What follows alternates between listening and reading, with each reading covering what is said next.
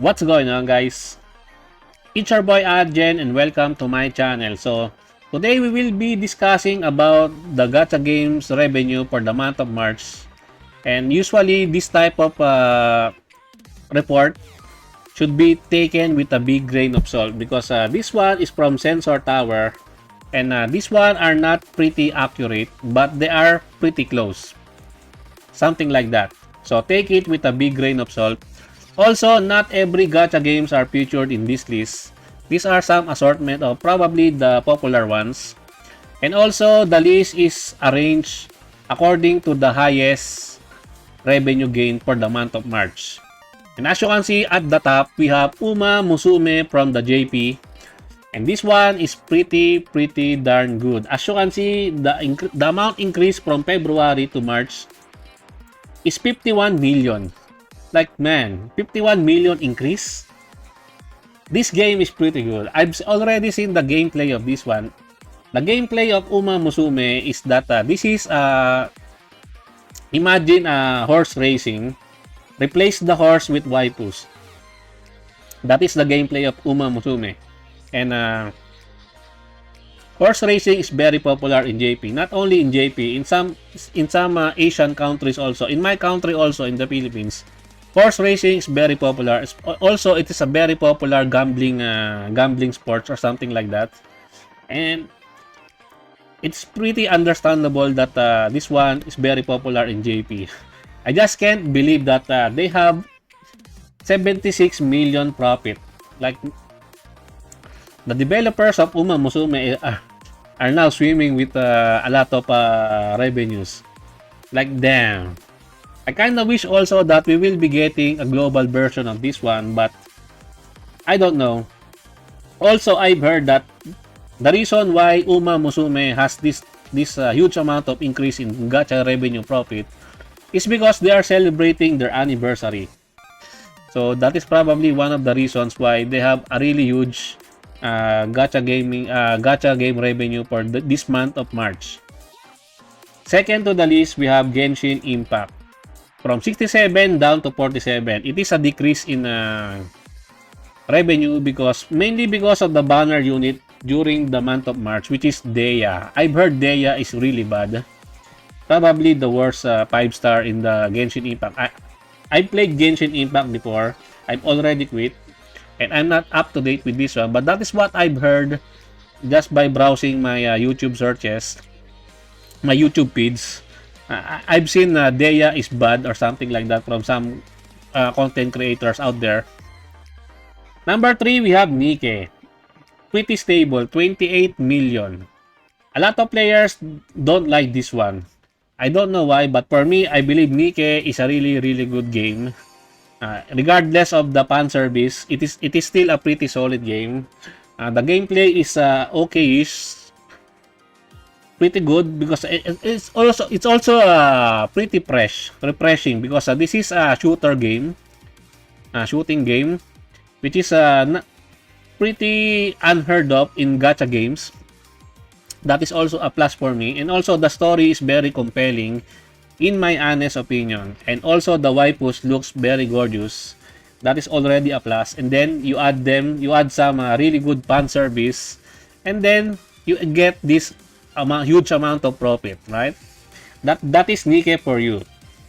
Next, we have Fate Grand Order JP version. From 47 million down to 20 million.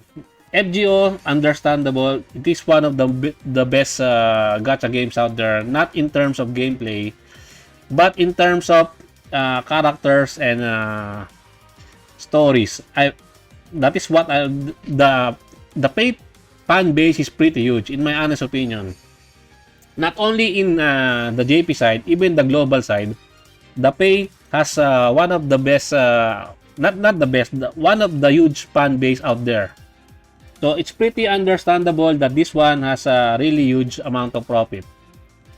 Heaven Burns Reds. I've been looking up this game, and this one is pretty good. I really wish this one has a global version, but we will see maybe in this late 2023. We will be getting a global version of Heaven Burns Red. And as you can see, it's doing pretty well in the JP. although it has a decline in profit, it's still pretty good. 19 million is no joke. Same with Project Sekai. Project Sekai is something like a rhythm game. I believe this one is a rhythm game. Correct me if I'm wrong, but I believe this one is a rhythm game. It gathers 15 million and it has an increase in profit. Next, we have Summoner's War. Man, Summoner's War is one of those OG gacha games and it's still pretty strong up to this date. I don't know how many years has it been now, maybe 5 years or 6 years in Summoner's War. And it's still earning 14 million. Like, man, pretty darn strong. Blue Archive JP, 17 million down to 12 million. 12 million is still pretty good. Pretty strong. And I don't think there is some censorship in the JP version. That is why a lot of players love the Blue Archive JP. I don't know. Correct me if I'm wrong also regarding this one. I played the global version but already quit that one. Next, we have Memento Mori. 9 million to 8 million. I don't think this game, I did not think that this game will still earn this much profit. But if you are into good characters and good musics and good character stories, then Memento Mori is for you. But don't expect this game to have a really good gameplay because the gameplay for this one sucks. That's just me. But the music for this one, the story, the character story for this one are top tier. That is why probably this one is very popular and it's still earning this much. Next, we have Epic 7. I recently came back to Epic 7 and I'm really enjoying my play in Epic 7 and still very stable. Epic 7 is now around 4 plus years. I don't know, I cannot remember, but I believe it's around that much. And it's still going pretty strong. 4 million is no joke. Next, we have Blue Archive Global.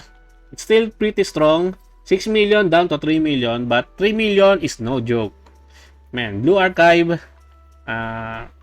if you are into lolis, then yeah, go play Blue Archive.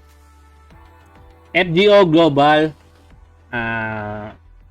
same stable income, 3 million, understandable because as I've said earlier, the paid franchise, the fan base of that one is pretty huge, not only in JP but globally.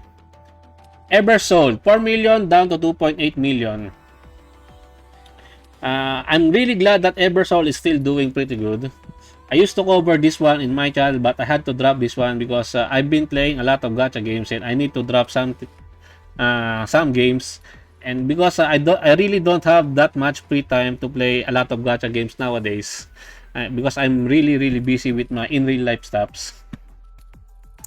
Tower of Fantasy, the previously named Genshin Killer, down to 2.7 million revenue for the month of March.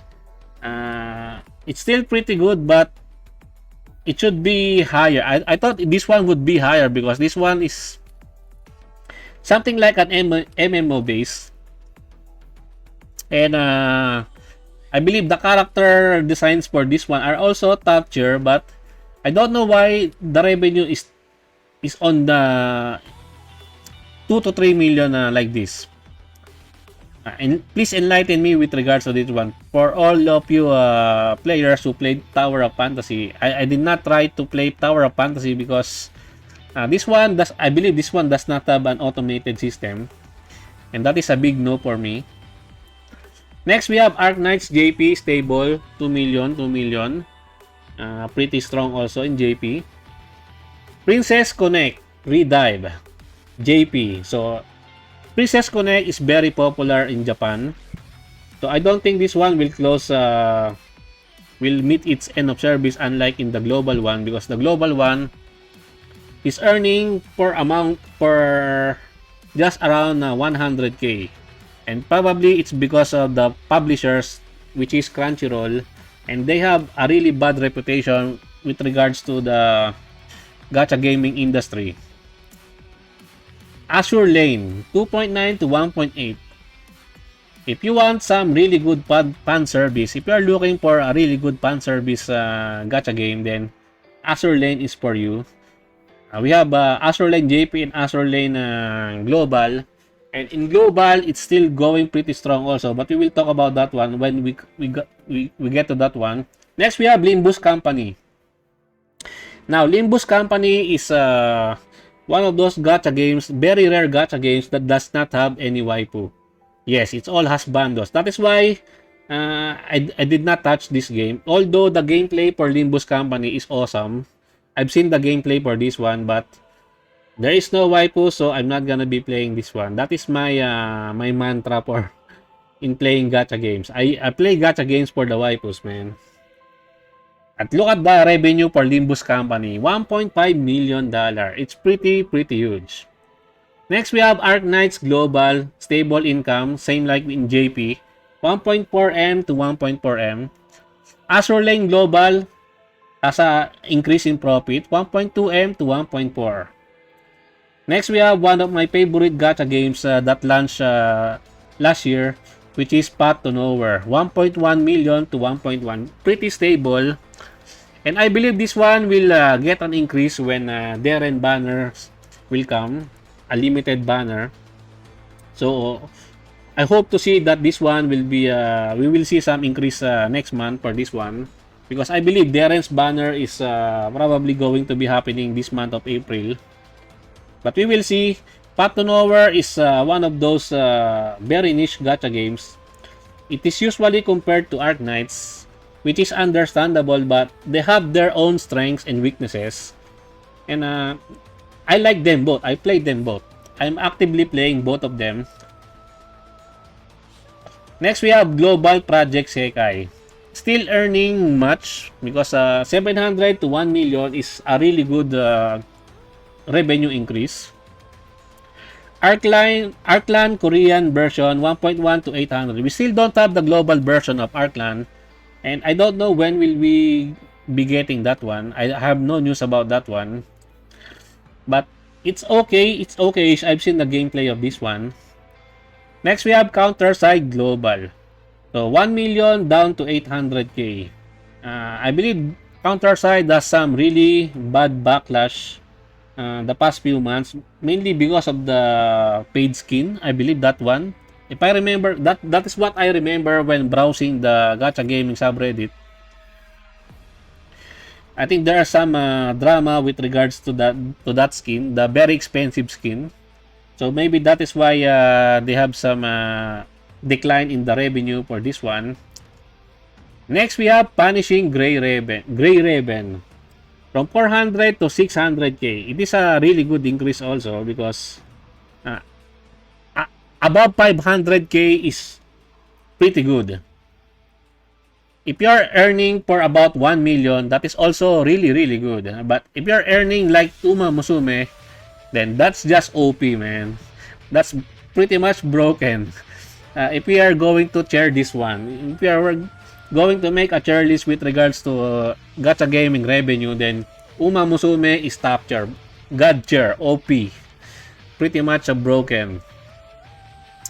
Alchemy Stars JP. There is no change in the JP side. So, it's okay. Guardian Tales down from 500k to 400k. Then PGR, JP, same with Guardian Tales. Next, we have Neural Cloud Global. I'm really glad that Neural Cloud Global is doing pretty well during the month of March. Mainly because during the February month, it is a Hasbando banner, which is Python, and an easy skip banner. And for the month of March, we have Nasita and Puzzle as featured characters, which is pretty good. Both are waifus, so a lot of players prepare waifus over Hasbandos. So that is why. And also, I know a lot of people, I know some players are kinda afraid that Neural Cloud will meet its end of service, but I don't think they will meet their end of service pretty soon. Because just imagine, Girls Frontline, an OG game from the Mika team, right? It's still ongoing. Next, we have Alchemy Stars Global. As you can see, Alchemy Stars Global has an increase. Green light for the first time. Because if you've been following the Gacha Gaming reports, revenue, you will see Alchemy Stars has been on a decline. It's been declining since September, if I remember correctly, last year, September last year. But now, finally, they have some increase. But look at the revenue for the month of February. It's only 140k. That is a single banner, by the way. And now we have 170k revenue, which is no, we have 230k revenue, which is carried by Tina and Lane's banner. Next, we have Girls Frontline Global, 140 to 170, pretty good. Neural Cloud JP, also an increase. And then we have Princess Connect Global, which already meets its end of service. As you can see, only 100k revenue for the month of March. Artery Gear is still hanging by the thread from 60k to 90k. I don't know why they are still persisting, because I believe Artery Gear is a really good game, but sadly it was handled very poorly. The monetization and the banner releases kinda screwed it up. And I believe that is why players quit Artery Gear. I used to play Artery Gear, but it kinda turns me off that those type of things, the monetization and the banner schedule releases are kinda fucked up. Girls Frontline JP 100k to 90k. Grimlight is still hanging by the thread also. Probably in the next upcoming months, we will be getting some end of service notice from Greenlight. I don't know, but this one does not look pretty good. And lastly, RIP Revive Witch already meets its end of service notice. So yeah, that is all for the Gacha Gaming revenue for the month of March. And I think that's it for me for today, guys. I hope you enjoyed this video. Please leave a like and subscribe. I would really appreciate it if you could help me grow my channel more. And thank you to everyone who are supporting my channel. I appreciate every one of you. Until next time, peace.